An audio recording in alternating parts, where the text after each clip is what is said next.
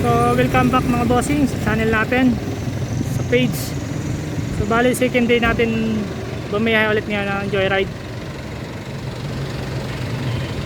So kalalabas ko lang, tanghali na, alas 12.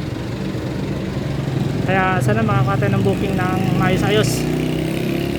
So update tayo mamaya pag pauwi na at nakapag-trap tayo ng maayos-ayos. God bless sa atin mga bossing. So ayun mga bossing, isa na hindi tayo nakakapag-video ng tumatakbo na may bumibiyahe tayo kasi wala pa tayong camera, front cam. Next time pag naka-ipon baka bumili ako nun, pero sa ngayon ganto lang muna yung video natin. So bale yun, nakapagbiyahe ako kanina, ngayon pauwi na ako. Bale alauna na ako nakapagbiyahe kanina after ng ng meeting. So alauna hanggang 5:30 ako nakahuling nakakuha ng nakapagkuha ng customer. 5:30 na ako nakapag-drop off din. Then gapang ako hanggang dito na sa malapit sa amin, mga mag-6 na. So pare last ko na yun, last drop ko na. Ang last drop ko talaga alas 5, hindi ako sumasagad ng biyahe hanggang katulad ng iba na umabot ng gabi. Nagpapahinga na kasi ako ng mga 6 kasi may pasok pa ako kinabukasan.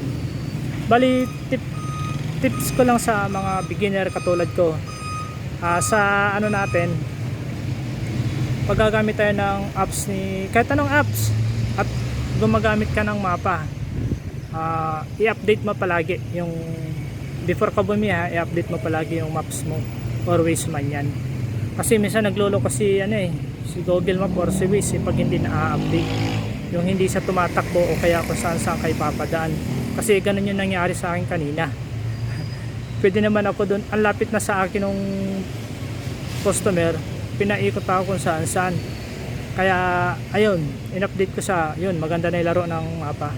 Kaya bali yun lang yung tips ko sa mga bago.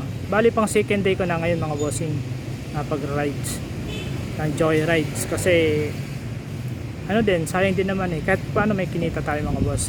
So bali hanggang doon lang mga bossing yung aking vlog. So maiksi lang muna yung vlog natin. Kaya maraming salamat sa atin and God bless.